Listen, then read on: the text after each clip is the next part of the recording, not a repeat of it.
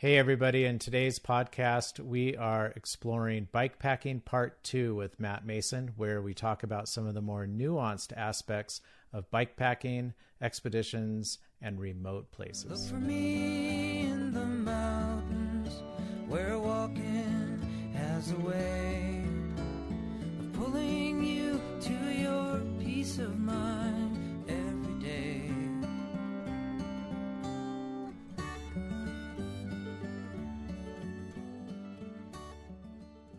Welcome to the Backpacking Light podcast. I'm Andrew Marshall. And I'm Ryan Jordan. And in this episode, we're going to be talking again to Matt Mason. We had Matt on the show last month to talk about bikepacking in public lands, and it went so well, and we got so much good feedback that we decided to ask him to come back so we could explore those topics a little more deeply with him. But before we get to that interview, Ryan, we've got a lot to catch up on because it's been a while since we've done a show together. I think our What's New at BPL segment is probably going to be the same thing as our Catching Up segment because the website has officially launched. We did. We launched it at the end of May, quietly. See if we could explore some of the bugs first, but most of those have been resolved and things are running pretty smooth. The two big things that have really come out of this web upgrade is we launched the ability for members to post their own content, including member gear reviews, blog posts, trip reports. We moved the gear swap out of the forums, and so it has its own section where it's a little bit easier to manage your gear swap listings and find what you're looking for. We've integrated all of our content across various kind of browser tools that allow you to filter and find content that you're looking for, whether it's curated gear recommendations or gear reviews or member reviews or gear swap listings or, whatever. And so we're continuing to build that out as we go because one of probably the dominant thing that users have asked for through the years, especially as we've grown and built this massive library of content and forum posts, is we need a way to find and discover content at the site on related topics or brands or individual pieces of gear. And so that was really the impetus behind this particular upgrade. And what's the reaction? It's been very so positive. far We've from done the this multiple membership? times through the years. I mean, we've done this now. This is our 21st year of operation, and we've had 5 major website upgrades. And so this has definitely gone the smoothest. And I think it helps when you plan ahead and aren't in a sense of urgency to deliver the final product. And so we've been staging for this and building the foundation for this for 2 years now and really focused on server performance. And then we had a period where we were soliciting feedback from users and thousands of pieces of feedback. And we consolidated all that, tallied it in this qualitative spreadsheet to say, okay, these are the high priorities that our users really want, and really focused on that. And then from an architecting standpoint, we started that process about 9 to 12 months ago, and then actually started building the website about 6 months ago. And so this is the culmination of all those efforts, and I think it's paid off for everybody. Yeah. Being on the editorial side, my favorite part about the new website is the really clean, distraction-free article reading experience that we've created. I think it looks really, really good. It was really important to me to declutter the website, get rid of sidebars where they didn't make sense, which is most places. And then in the sidebars that we kept, put tools for the members to use to find content. And so that's where we really introduced filtering and faceting tools into the sidebars to make it easier for them to discover content. Got rid of a ton of ads. I think we've dropped almost 70% of all ads. There are still ads there, and if you are an unlimited member, those ads are gone. They don't see ads. That's part of the benefit of their unlimited membership. And so, yeah, cleaning up that interface and just making it super simple and intuitive to use. We've still got usability tweaks, and this is not the end all. I envision us constantly working on the user interface moving forward. And we're already started phase 2 of the next part of this development that will launch in November, and it'll have a number of usability upgrades too. Awesome. Well, in all the chaos of launching the website, have you had any chance to get out in the woods and experiment with new tools or techniques lately? I haven't been on any extended trips, but I have been experimenting. And, we recorded a podcast on windscreens. It was a skills short. I'm not sure if this is going to be launched before or after this podcast, but that I've really focused a lot on stove testing recently, especially in wind, because, when Jetboil launched the Stash a few months ago, this was received with tons of fanfare. And like other Jetboil products, the Stash suffers in wind. And my first goal was to find out, okay, what kind of wind are we talking about here that really causes a stove to suffer? And so that's the question I've been working on all spring and into the summer. And I've been testing it with solid fuel, alcohol, and upright canister stoves mainly, and integrated canister stoves. So by the time you get up into a canister stove, you expect the flame power to be fairly robust. And we showed in our canister stove review and stove bench test that that's not the case at all. It really depends on the burner head and the power of the burner. And this is where the Stash burner kind of suffered. The pot is fantastic, very efficient, lightweight pot, good size for solo hiking, but it's matched to a burner that suffers in wind starting at about 4 miles an hour. And so I started thinking about stove design versus how to really set it up for cooking in high winds if you're above the tree line or can't get a rock to cook behind or whatever. And so one of the things I talked about in the windscreen podcast was various ways to use windscreens with canister stoves. And so one of the products which I'll feature today, that's the topic I'm getting to today, is the Flat Cat Gear Ocelot windscreen specifically for the MSR Pocket Rocket Deluxe. Now the Pocket Rocket has this lip on it right here that's about 4 millimeters high. It goes above the burner head. And the whole purpose of that lip is to provide a little bit of protection from the wind, and it really does work. But then, you get up, 10 mile an hour winds, it's still not enough. And so you need something supplemental. And the challenge with canister stoves is if you encapsulate the whole canister in a windscreen, you end up overheating the canister. And so I've been looking at all these other little things, and the Flat Cat Ocelot really caught my eye. And it consists of this plate you set over the stove. If you are an Unlimited member and are watching the video version of the podcast, you can kind of see me demoing this right now. And then there's a very short windscreen. It's about 1.5 inches tall that fits onto that plate. And the goal then is to protect the entire burner from a wind. And then you can put your pot on top of this, and the windscreen goes up over the top of the pot. It protects the bottom of the burner. There's no risk of encapsulating the canister and creating an explosion hazard. But the thing I really like about this is that it lets so much oxygen underneath the windscreen that there's no risk of the flame being quenched, because this is a high power stove and we don't want to lose that power. And if you're cooking in a tent vestibule or whatnot, that airflow into the burner is really critical for minimizing carbon monoxide buildup. So that's what I've been studying, and we've got a whole podcast about it. And that's been my focus. Other than that, we're moving, and so we're putting some stuff in storage to stage for the move. And I've been trying to figure out, what do I need as little as possible? What should I keep handy so that I can do all the hiking I want to do in the next several weeks until we finish moving? And so that's been like this little puzzle to solve in minimalism and versatility. And so I've really kept one kit of super versatile gear.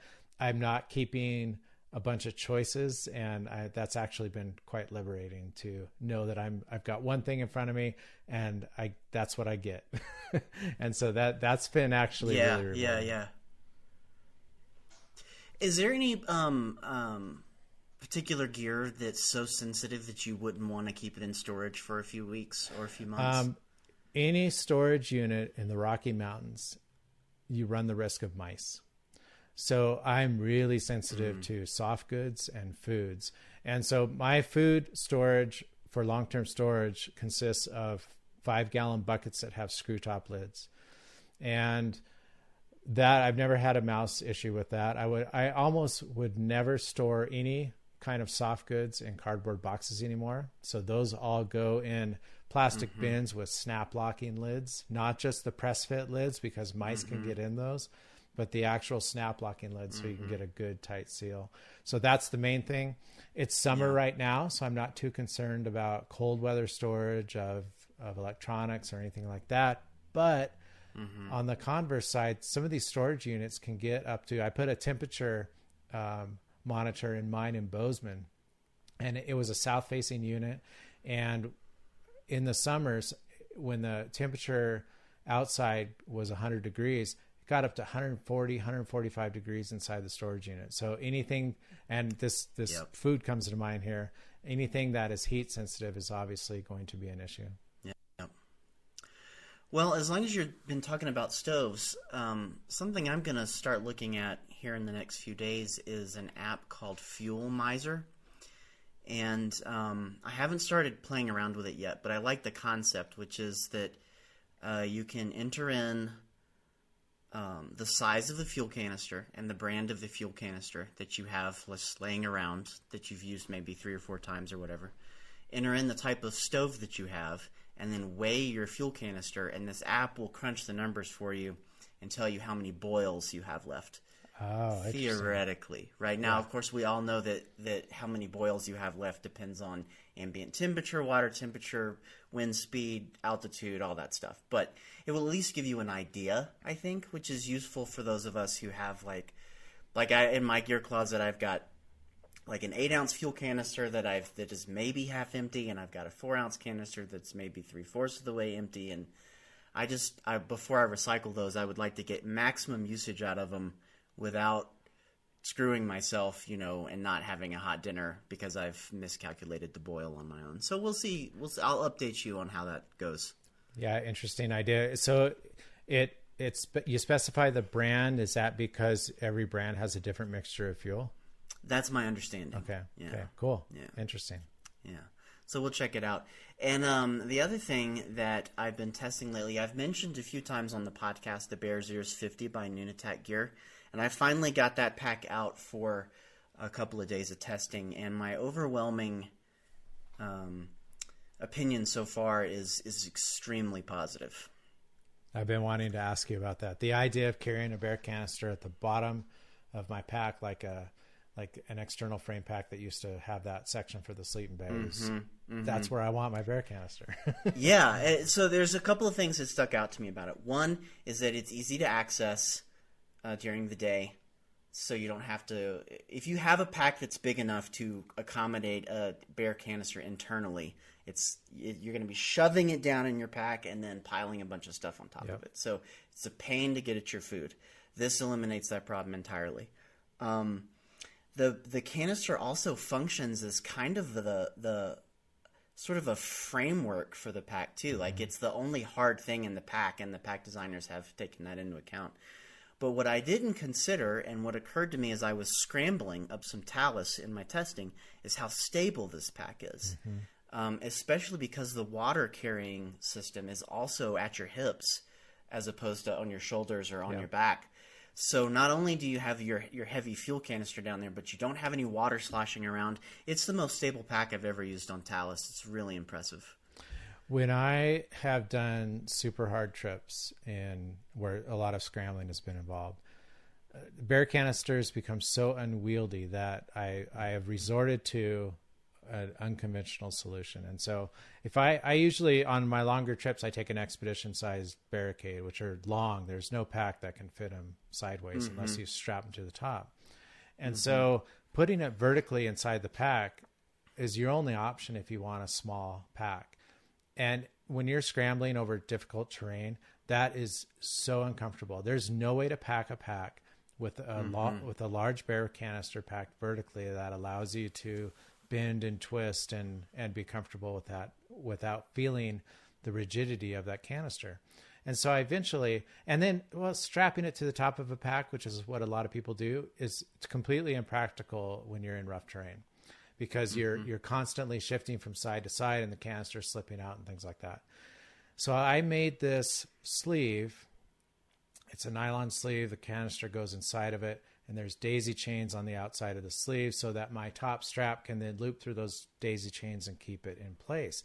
However, with 20 pounds of food on the top of your pack, this still is an unwieldy. That's terrible. It's a terrible weight distribution. So finally I said, the heck with it. And I would unpack all my food from the canister, pack it inside Ziploc bags and like Hyperlight Mountain Gear pods inside my pack, and then strap the empty canister to the top of my pack. And that's been my only solution. So I've been watching that Bear's Ears with great interest. So it's good to hear that you have a positive first experience with it. Yeah, my next big test with it, I'm going to try to get a walk-up permit for the High Sierra route this summer, and I think it's going to be a perfect pack for that trip, considering all the scrambling and big climbs and the necessity and the off-trail nature of that. So I'm really excited about it, and then I'll do a performance review. Very good. Once Cool. I've gotten some Looking forward to information that. on Yeah. Well, let's move on into the meat of the podcast here. Last month, I talked to Matt Mason, and we did kind of a Bikepacking 101 episode, because that's where I am in my experience as a bike packer. You've had some more experience in this world, and so you kind of talked to Matt a little bit more detail about some logistical issues, maybe some philosophical things about public lands. Before we toss to the interview, where's your head at with bikepacking right now? Do you have any questions for me about what my experiences have been so far? I do, and I think I want to wait until after the interview, but I want to talk to you about your recent trip, which was a 5-day bikepacking trip around the Tahoe Rim. And I'm very curious to learn about what your first big experience with it was, but I'll defer until then. Okay, all right. Well, let's jump into the interview, and then we'll reconvene. Here's Matt Mason talking with Ryan about some more in-depth bikepacking questions.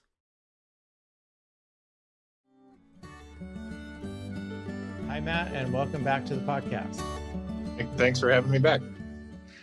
Okay, so in the last segment, you and Andrew talked through the basics of bikepacking. And in this one, I'd like to dive into some of the more advanced topics that will be of interest to listeners who want to tackle more complex or longer expeditions. And so I'd like to start with one of the most fundamental questions that we have as hikers. And regardless of what mode of travel I'm using, one of my favorite questions is, how far can I go? How many miles can I hike? Or how many days can I be out at once without having to resupply?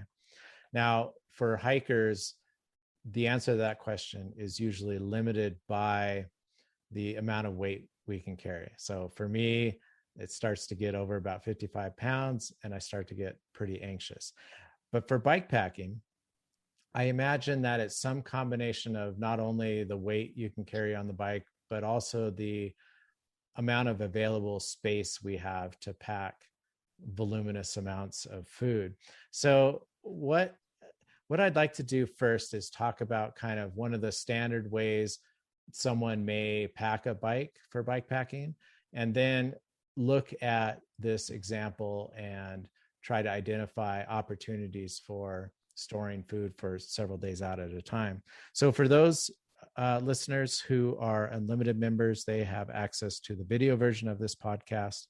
I'm going to go ahead and share my screen, and up pops Andrew Marshall on his recent bikepacking trip around the Tahoe Rim. So he just got done with a 5-day trip, and his bike is kitted out with a frame bag.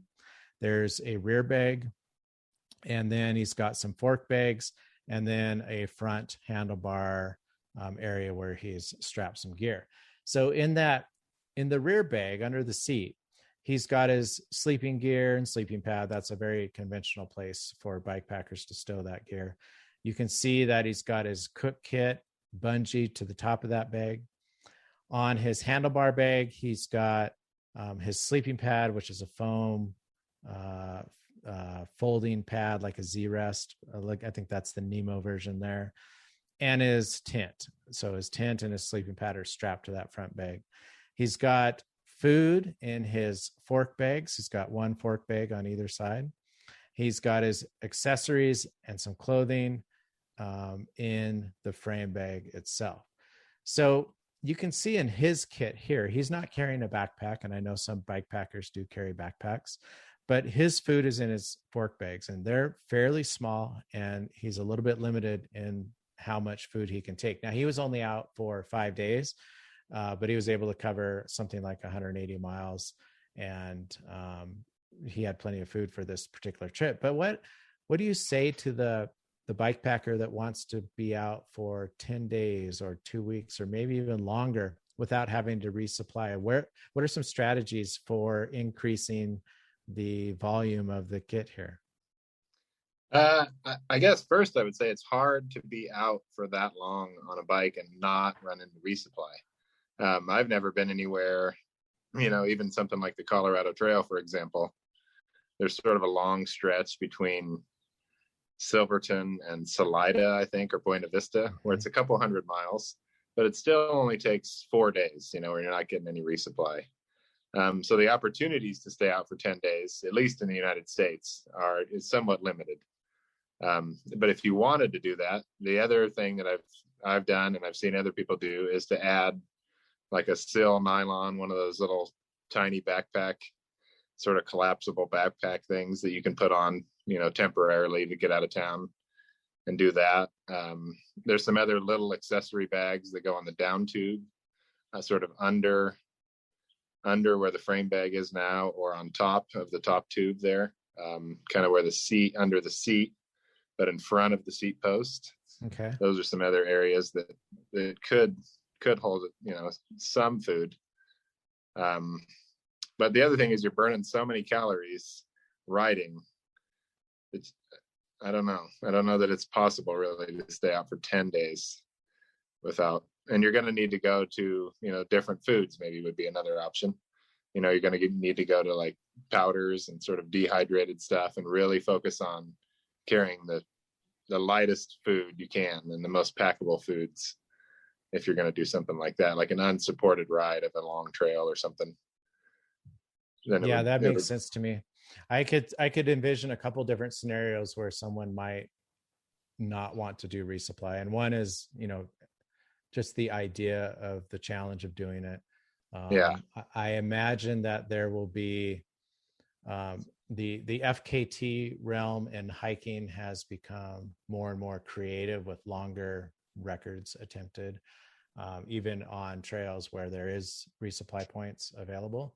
And I imagine that bikepacking will eventually catch up to that. The other area I can see this in is in particularly remote areas, which we don't really have in the continental US, but we do have up in Alaska, Canada, and then overseas in places like Mongolia and China and Russia. So those are some kind of wild frontiers that I know bikepackers have explored and have an amazing amount of opportunity to do these really long trips without resupply. And I've studied the Alaskan bikepacking culture quite a bit, and I see one of the big differences between what they do up there and what they do down here is that they often do carry backpacks. And I'm wondering what your thoughts are on how you distribute gear between the bags on the bike and what you're carrying in a backpack and how that affects your riding. I mean, I guess it varies a little bit on the terrain, but the more weight you put on your back, the harder it's going to be on your body. Your butt's going to be, you're putting that much more pressure on the seat. It's just going to be a little more uncomfortable leaning over all day on the bike. But conversely, if the terrain is difficult and you have to get off and push your bike or carry your bike a little bit, it's going to be a little bit nicer to have some of that weight than on your back. So a lot of it comes down to like the terrain and what your goals for the trip are, I guess. I try to avoid having a backpack as much as possible. it's just nicer not to. You can unbutton your shirt and let it flap in the breeze and stay cooler and, stay lighter on the bike. It rides more like you're riding on a day ride. But I'm not pushing across Alaska very often. So. Yeah, good. That's a good segue into one of the next questions I had, which is pushing versus packing a bike. And some of the scenarios I could see becoming challenging are river crossings. For example, if you had to travel through a river corridor full of cobbles and boulders or whatnot, crossing the river itself, maybe a short bushwhacking section between two sections of trail, or even traveling through an area where biking might be prohibited. So I know you're preparing for an AZT trip, and one of the challenges you face there is what? Crossing the Grand Canyon, where I can't ride my bike. The rules are that my wheels aren't supposed to touch the ground. Yeah. So I've got to carry my bike, down North Kaibab and up South Kaibab and get through the Grand Canyon. So tell me a little bit about that section. How many miles? How much elevation gain? I guess it's 23 miles or something like that. And I don't know. It starts, the North Rim's at 9,000 feet or something, and it goes down to around 4. And then you climb back up 7 miles to about 8,000 feet, 7,000, I suppose, on the South Rim. So it's, several thousand feet of elevation gain, and it's difficult hiking without a bike. Right. And then you're throwing a bike on your back, and it seems a little bit overwhelming, to be honest. I assume others have done this before? Yeah, they have. And sort of the standard way they do it is they take an old backpack that they don't use that much anymore and sort of either ship it to the South Rim and have it waiting for them there, and then just throw it away when they're done. That seems to be the most common method. There are a few like niche bags that work, like a frame bag that has straps that will attach. Those are expensive and you don't need them that often, but there's a maker in Colorado I know that makes alpine Luddites. I think that he makes one. He makes one that sort of functions as a frame bag and a backpack. That might be an option, but fairly expensive.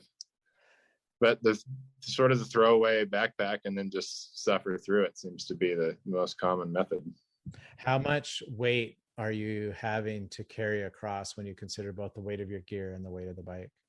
I think like 50 pounds is probably pretty safe guess. I mean, most bikepacking bikes are close to 30 pounds without much gear on them. And then you have the water and the food and all the repair stuff that you need. So 50 is sort of where I'd guess. A little lower if you're ultralight, but yeah.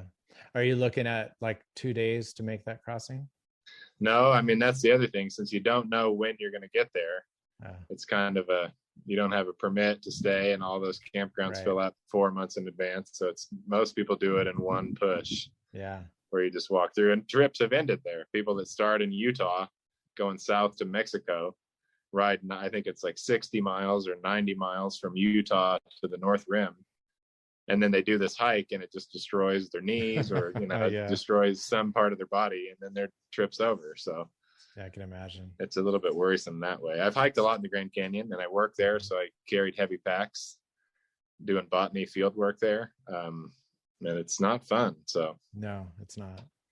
I have a gravel bike that weighs about 19 pounds, and I've taken the wheels off and strapped the frame and the wheels to the back of a hyperlight mountain gear backpack using just kind of accessory straps.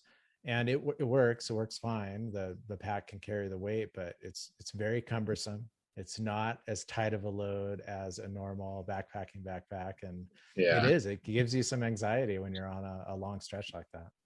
It does. I mean, because it really could lead to injury that ends your trip. So yeah. And you don't want to do anything that, you don't want to try to cheat the rules or push your bike any part of it, or you want to make sure you're following the rules of the trail. So yeah.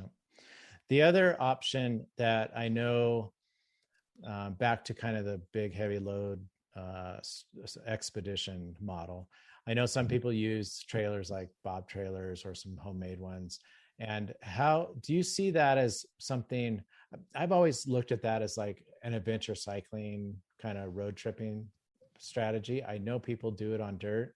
What are your thoughts about this? Do you ever see bike packers looking at trailers as an option? I think it happens. A person here just rode the Monumental Loop with a trailer, and it seemed to work. But again, it's very dependent on the terrain. If you're going to be on dirt roads, it might be okay. Any single track, it's going to get too cumbersome to even manage very quickly. Yeah, very quick. You're going to need all those supplies because you're not going to be going anywhere. You're just going to be walking your heavy bike through the woods. So, and I tend to, bikepacking has this sort of broad definition of everything from road touring to like single track riding. And I tend to, skew towards the mountain side of it, where trailers aren't really applicable, I would say, 95% of the time. I ran into a bike packer in Montana several years ago on a single track trail. I was hiking, and he was pulling a bob trailer, and this trail was fairly rugged, full of roots and rocks. And he was pushing when I met up with him, and I said, "How's it going?" He said, "It's terrible." Yeah. He said, "I should have never brought the trailer." Yeah, and 10 or 15 years ago, a bob trailer was the latest and greatest, and that was what people were doing. But yeah. And I know this has been pioneered by some of the bike packing community up in Alaska, is this melding of biking with pack rafting. And I've done a little bit. It's a really cool thing. It's the opportunity to disassemble your bike and strap it to your raft and get off your feet and give your legs a rest is a really interesting idea. There's not many places in the lower 48 where you can practically do that, but for places like Alaska, and I could see Siberia, I've poured over the maps in Siberia for some long trips like this, and it looks fantastic. But what are your thoughts on the evolution of, let's call it multi-sport? I don't want to necessarily limit it to pack rafting, but looking at a multi-sport cross landscape expedition style. That's sort of the most exciting part of bikepacking for me. Is that you can get to those places, from town without using a car fairly quickly on your bike, and then do, climb a 14er or float a section of river or whatever activity you desire pretty easily. Even a pack raft trip on a bike isn't that hard to pull off. There's some people in Four Corners area, Four Corners Ranch. They do a bunch of it in some of those canyons in southern Utah, where they ride a little bit, float a section of river, jump out and ride home. And to me, that's ideal. I don't have a raft or any water nearby to float. So we tend to combine hiking with biking and bikepacking, but I'd love to get into pack rafting for sure. Yeah. What is your experience with pushing your bike, and what sort of terrain requires you to push your bike? This weekend I was pushing in terrain that was easy forest gravel roads because I was just so cooked from, I'd ridden like 100 miles and it was 100 degrees and I was just walking, on a road that's totally rideable on a day ride. So almost any terrain, if you're pushing yourself hard enough, can be hike a bike, which is sort of what we call it. That's the category of movement when you're just pushing your bike. And I'm sort of one that tends to like the hike a bike. I'm a hiker, sort of in my heart first before a biker. And I think it's good for your body to get off and push, and, gives your butt a rest, gives your legs something different to do, slows you down. You can see the landscape a little better. So hike a bike happens on almost every bike trip that I've been on. And it isn't something I would shy away from or try to choose a route that doesn't have any, because I think it's a valuable part of bikepacking, really. Yeah, I do too. When I first got into bikepacking, I was almost intimidated by having to push my bike, because I thought, this is a bike trip. If I push my bike, I'm either failing, I'm doing something wrong, I'm not fit enough. But then I started realizing that exactly what you said, giving your butt a rest, giving your legs something else to do, just a different type of movement, was actually a healthy part of that adventure. And you're right, I no longer shy away from it at all. And it's actually an enjoyable part of what I do too. It's totally enjoyable. Yeah. I mean, people complain about it and they make jokes and whatever, but on the Colorado Trail, I bet I pushed, more than 50 miles.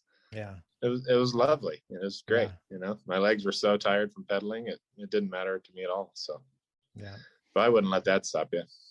for sure. What are your thoughts on leave no trace guidelines specifically for bikepacking? And the reason I bring this up is because I hear hikers, and I think it's naivety, but I'm not quite sure, but I hear hikers complaining that biking tears up trails under certain conditions. Do you have any thoughts about that? I think under certain conditions, biking will tear up trails. And most bikers, and especially bike packers that I know, are sensitive to that, and they're not going to ride when the trails are, too wet and they're making ruts. When you're hiking, you're not going to make a big rut down the middle of the trail, Right. which then hardens into this, sort of obstacle. But a bike will do that. To what degree and how big of a problem that is, I'm not sure. Most bikers know that if the trail is wet in certain areas, you just splash right through the middle of a puddle and stay on the trail instead of sort of going around where the trail just gets wider and wider and wider and the puddle gets bigger and bigger every year. It's probably just more education for the people who aren't familiar with that, but I think generally the bikepacking community is pretty sensitive to that stuff and active in the trail building and I agree. I think there's a different vibe, a different culture in those who pursue bikepacking, especially through remote areas, than, for example, the ski resort mountain biking downhill crowd. And that always struck me, that so many hikers become bikepackers. Exactly. I don't see it coming from the opposite. Definitely not from the ski resort downhill crowd. Maybe some mountain bikers are becoming bikepackers, but I see more people coming from the opposite direction. Do you have any thoughts about why that is? I don't know why that is, but that's exactly what I was going to say. I think bikepackers come from a backpacking community more often than not. I guess it's because it just makes sense. You know what I mean? For me, that's how it happened. I moved somewhere where long distance hiking didn't make as much sense, but biking did. And I was a bike rider for sure. Mm-hmm.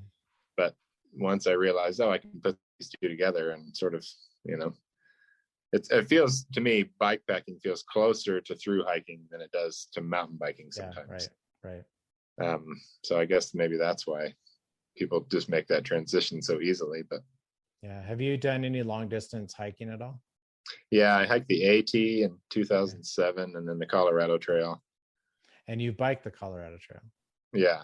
So yeah. What was the most significant differences in your through hike of the Colorado Trail versus bikepacking it? Yeah, for me, the main difference was that the biking trip was much harder. Physically, it felt much harder, and also sort of emotionally, it seemed more challenging. There were more highs and lows. Sort of pushing up passes was much more difficult. Getting to the top wasn't this like, oh, it's amazing, there's this beautiful meadow, I'm going to stop and have lunch. It was like, oh, I gotta keep my head down and keep moving. The descents were super fun, and that was sort of the highlight of the thing. But it was emotionally much more draining, and I think I lost like 10 pounds on the bike ride. Where on the through hike itself, I was taking detours and scrambling up 14ers, and it felt more like just fun, leisurely recreation, even though I hiked 550 miles. But yeah, so you did the hike in 26 days. How long did it take you to do the bike trip? It took me 10 days to do the bike trip. Yeah. And even at Mullis Pass, with 75 miles left, I was contemplating just shoving my bike down the side of the mountain and just walking in. I'm like, I can't carry this thing anymore. It's ridiculous. Yeah. But it was worth it, I think. Not having that wilderness areas too, sort of, it takes a lot away from the trail. Yeah. When I'd get to a wilderness detour or a wilderness area on the hike, I would stop and sort of, enjoy that wilderness area a little bit, go up to a lake or climb a peak. And on the bike trip, I had to take a big detour, sometimes on a highway or, dry, dusty dirt road around the wilderness. So those sections were more difficult and less enjoyable for me. Definitely. Definitely. So that's a good segue into a discussion about public lands. Bikes are not allowed in designated wilderness as of today. What, and I know you're involved in public lands and bike trail development and things like that. Tell us a little bit about your work and the challenges you faced from a public lands perspective. Some of them were sort of self-inflicted challenges that I faced. At first, I created the Monumental Loop, which is it was a 350-mile loop through Oregon Mountains Desert Peaks. And I sort of just chose the best route, what I thought to be the most scenic, to have the most like archaeological sites or any fun geology or anything that I thought was interesting, I included on the route. Some of that went through areas that either were wilderness study areas or an experimental college ranch with the local university here. Some areas that get ridden and get used by recreational users, but weren't really open for, to be promoted and, right. Used publicly in the way that I wanted to use the route. So some of it was that. Once I moved it off that, my relationship with the BLM and getting them to agree to things has been much easier. But bikes, a lot of land management agencies aren't that open to bikes for whatever reason. I don't know if it's just the language of that Wilderness Act of 1964, that sort of carried over and turned them off. But land managers in general seem less open to bikes, even than cars or cattle or other, arguably more destructive uses. So it's sort of like a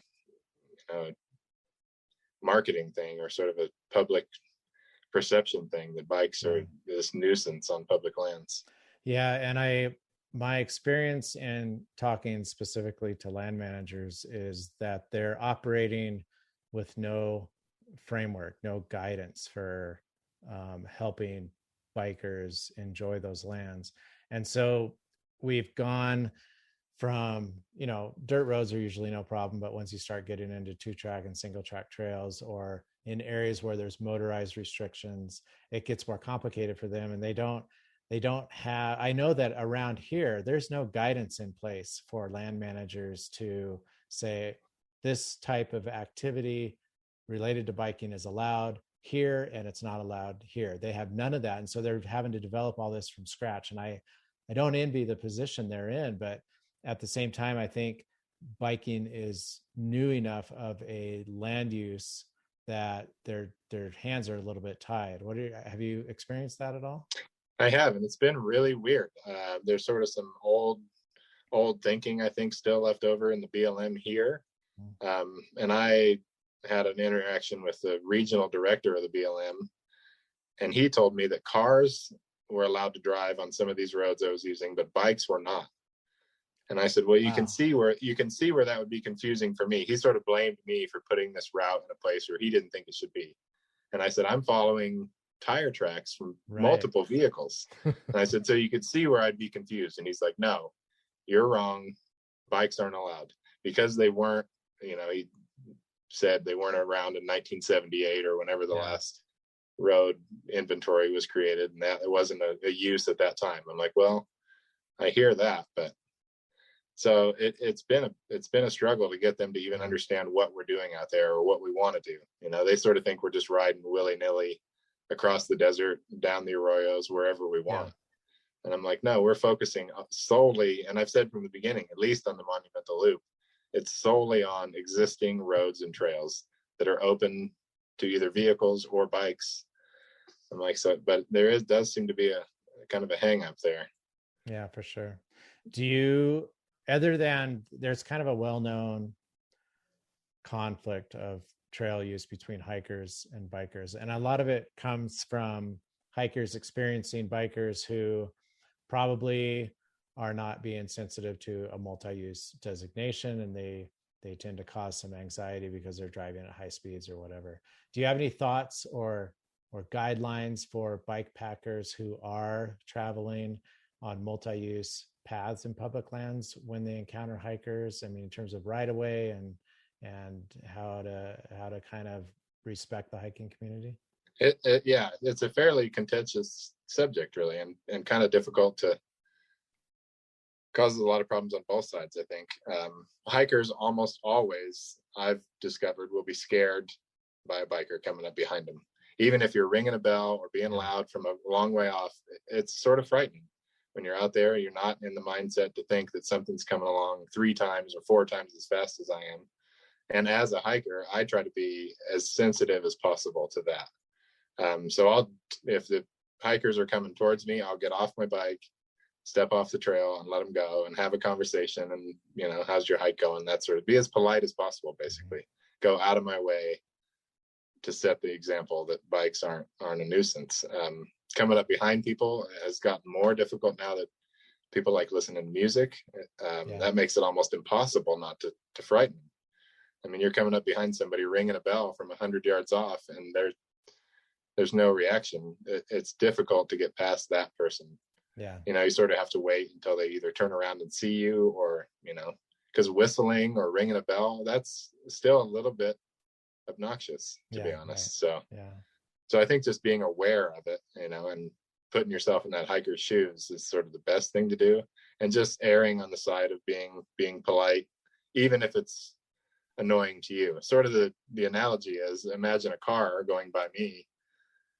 They're annoyed almost every time they have to pass a biker that they have to slow down a little bit. I'm like, just take that annoyance on, slow down, walk if you have to, just be as polite as you can, I think is really the only way to do it.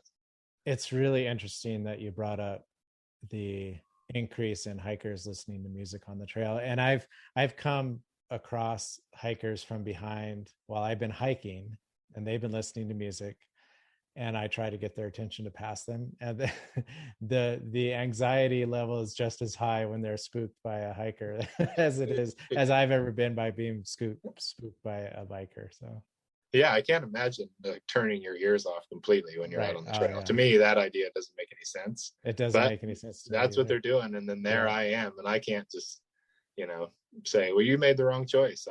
For me, that's the wrong call. So I try to just be as deferential as possible.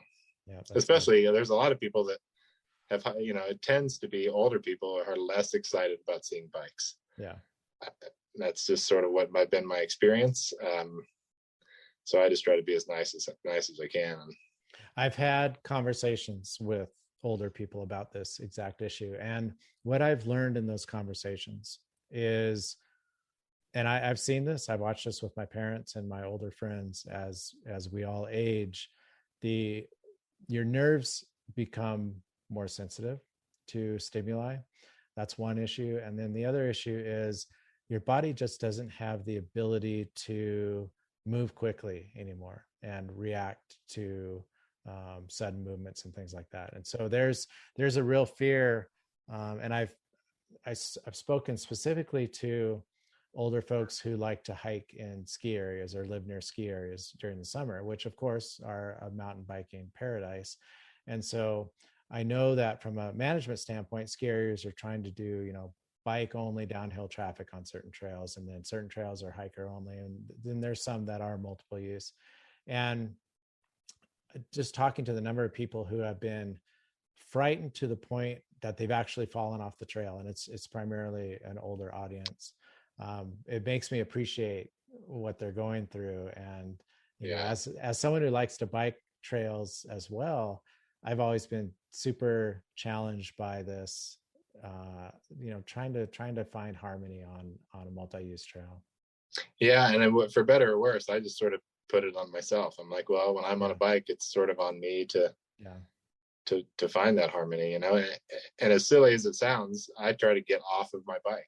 Yeah. I'm like, if I'm on a bike, it's almost like they don't recognize me as one of their own species. You know what I mean? Yeah. Right. But if I'm off the bike and I'm talking to them and engaging about, how their hike's going and what's going on, then we can make that connection, and they'll probably not dislike bikers forever. But scaring somebody off the trail, that's the last thing I want to do. Yeah. Yeah. I'm leaning towards that approach myself when I've been on the bike. Just get off and walk. I mean, if somebody has a better answer about how to handle those interactions, I'd love to hear it, but I don't have it. Okay, so you live in Las Cruces, New Mexico. You guys are burning up in the middle of summer right now with 100-degree plus temperatures. Are you still biking through the summer? And what are your strategies for hot weather biking? Yeah, the main strategy is to go at night. Just wait until the sun's almost down and then ride, well into the night is sort of the main strategy, or get up super early. But I tend to think those rides end up being hotter, because then when you're tired at the end of the ride, it's getting hotter and hotter and hotter. So I tend to stay up late and ride, or, take a trip to the nearby mountains has been a strategy I've been using a lot this summer. We've got some 9,000 foot peaks in Cloudcroft, maybe an hour and a half away. I've been going up there once a month or twice a month and riding up there. For folks that are doing desert trips in the summer, I know if you're hiking in the summer down in the Mojave Desert, for example, I mean, you're carrying 6 liters or more of water on a section. Do you have to carry this much on a bike, or do you have more reliable water sources? And I'm thinking specifically about your Monument Loop.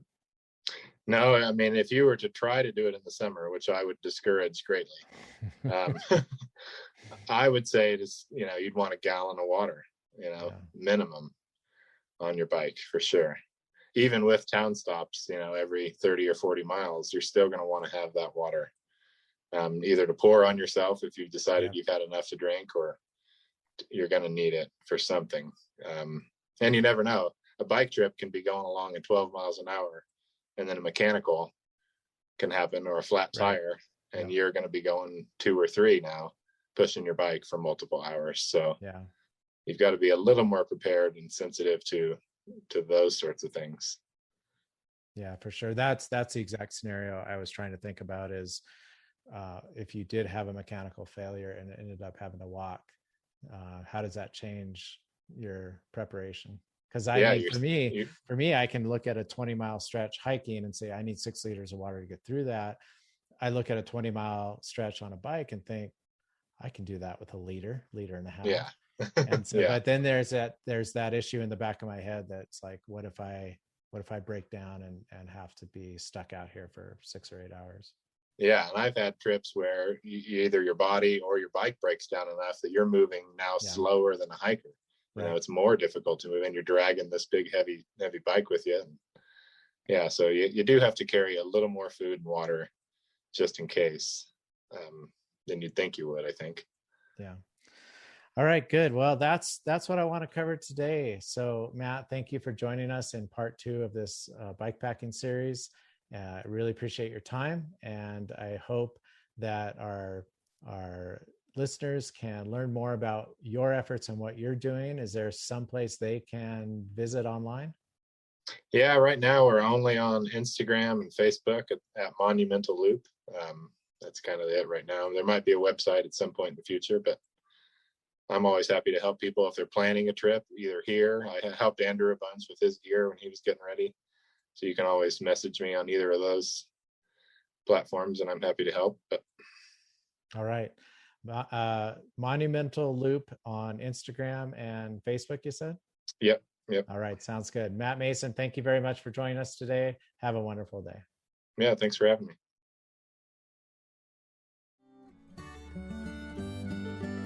All right. I thought that was a great conversation, Ryan, especially the part about how pushing your bike can be a positive over a negative. Absolutely. Matt and I, and you for that matter, we all come from hiking backgrounds. And so, as I said in the interview, when I started bikepacking, I was a little bit nervous about having to push my bike, because I felt this sense of, as I said in the interview, failure or that I was not skilled enough to do this. But then I realized that getting off my bike and pushing it was really kind of fun and relaxing, and a good switch up for both my mental and physical well-being on a long trip. And so I have no issues with it as well now. And so I'll look at a map now and say, I'm probably going to push that section, and I'm going to love it because I'll be ready to get off my bike. Yeah, I wish that I had listened to this interview before I went on my trip, because I struggled with that, with those sensations. I struggled with feeling that I didn't have enough training to get up over parts that the terrain wasn't unrideable. It was just either the grade or where I was in my day. I'd already done 50 miles in that day, and suddenly I hit a grade that if it had been early in the day, I could have done. But suddenly I find myself pushing. And yeah, I wish that I'd had that mindset before the trip started. But I think next time I have definitely a better appreciation of the opportunity that pushing your bike provides. Because I'm a photographer, and looking back through my pictures from the trip, I found I took some interesting stuff while I was pushing my bike. Right. Yeah. You have a little more freedom to relax a little bit and enjoy the landscape. So tell me about your trip. Tell me what you planned, what you did, how long you went, what the mileage was. So my plan was to do a route that I found on bikepacking.com, and we'll put a link to it in the show notes. And it's called the Tahoe Twirl. I've circumnavigated the Tahoe Basin twice on foot on the Tahoe Rim Trail. The TRT goes through 3 different wilderness areas, which the bikepacking route has to go around, as we heard from your interview with Matt. And sometimes that detour is a forest road or a dirt road. But in this case, about 40 miles of that was on highway. Scenic highway, but still highway. So that's the basic flavor of the route. It was about 37% single track, which was fun. And bikepacking.com has a rating system of 1 through 10, with 10 being the most difficult. And they rated this track as 8. Which that's an ambitious first trip. It's an ambitious first trip. Now, some of that is because we're at such high elevation that they're taking into account people flying in and then having to acclimate. So I was hoping that my mountain lungs could compensate for that a little bit. But I think whatever advantage I got, I immediately downgraded by Matt convincing me to ride a single speed instead of having gears. So like I said, I ended up pushing the bike probably 20 miles out of the 170 or so that I eventually did. That's not too bad. It's not too bad. And, you know, the other thing that stuck out to me about this as opposed to backpacking is that there was a sense of freedom and flexibility that I don't think I don't experience backpacking. I took a wrong turn at some point.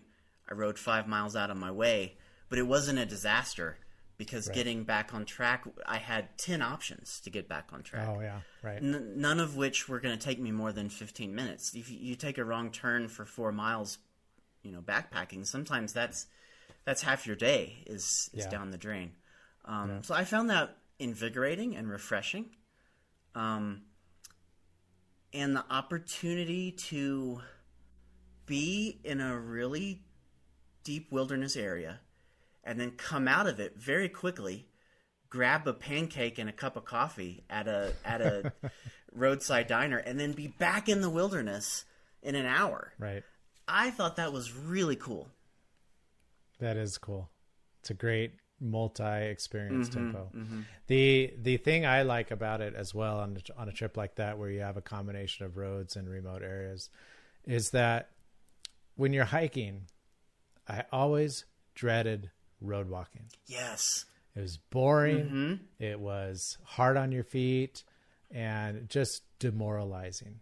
Biking is totally different. It's like the road walk is somewhat, or the road ride is somewhat refreshing. Even if you're exiting single track and going on to Forest Service Road for a while, it's like, oh, I got a little bit of a breather here, which is a really nice switch from hiking. Yeah. There's still differences in the culture between backpacking and the bike culture, which I'm trying to wrap my head around. And as guilty as we can be as backpackers of obsessing about our gear a little too much, I think that the bike culture is even worse. That's just my outside perspective, like trying to dip a toe into this world. And I was trying to figure out why that is, and I think it's because of the modular nature of bikes. Like, if you had a backpack that literally every component you could buy like a $500 backpack and then switch out everything about it.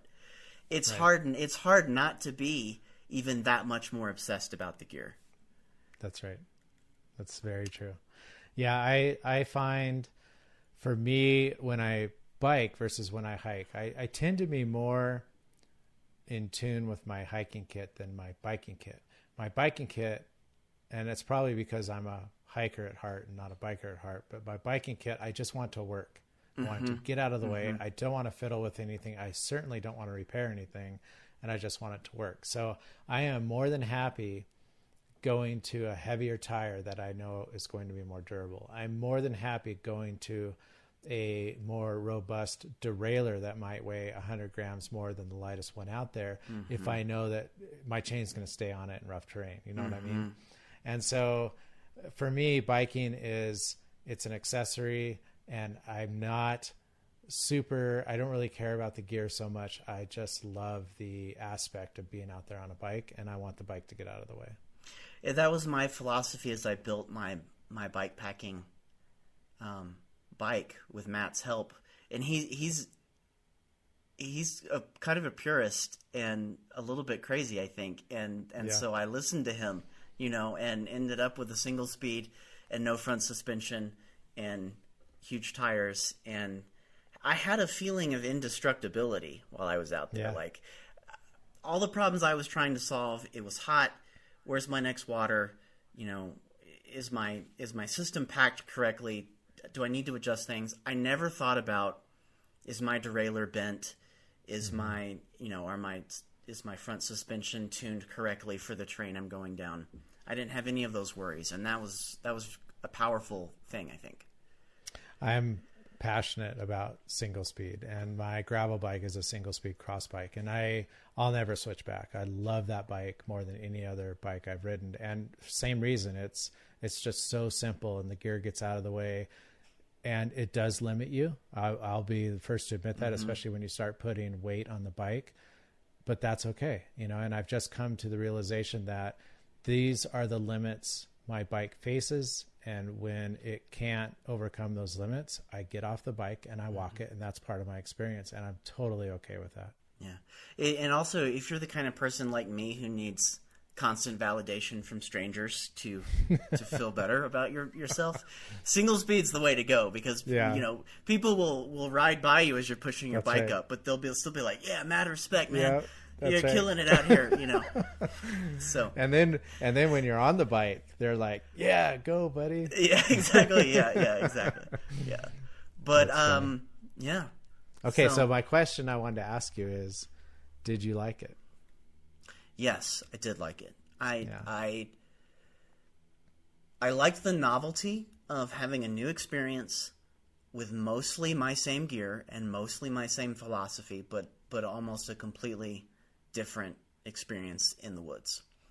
Other than putting frame bags on your bike and, accessory bags instead of carrying a backpack, did you do anything different bike packing than you would have done if you did the trip ultralight backpacking?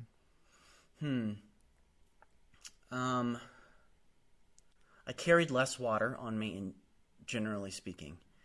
And you and Matt touched on this a little bit in your interview. And it was a little nerve-wracking. Yeah. Because I did have that same thought where Matt was talking about you're rolling along at 10 miles an hour, and then all of a sudden you're at 2 miles an hour if you have a mechanical issue come up. I had a little bit of sense of security because there wasn't much on my bike that could go wrong. If I had a mechanical issue, my trip was going to be over. It was going to be a big deal for my bike to break. But I don't have enough places on my bike to store large amounts of water in a secure way that's not going to fly off as soon as I'm going down single track. So I ended up carrying less water than I would have if I was hiking in similar conditions. Also, you guys talked about the idea of hiking with earbuds and sort of turning off yourself. I don't do that a lot. If I ever put in earbuds, I only put in one, and I tend to save that for like the last half of really big days when Yeah. I'm suffering and I'm trying to just like put my head down and grind to camp. Yep. But for safety reasons, I didn't have earbuds in at all on this trip. And the terrain was demanding so much of my attention as opposed to walking that that the days just seemed to just... I mean, I would blink and the day would be over. Right. And you're much more mentally exhausted. Yes. Because you've been investing it into technical biking. It's and I had to take that into account. Yeah. Because being on a trip in the longest day of the year, right, you've got 12 hours of daylight, but I had to realize pretty quickly I only had 9 hours of attention span. That's right. Yeah. That was one of the most dramatic things I learned bikepacking, was the amount of mental energy required just to stay on all the time.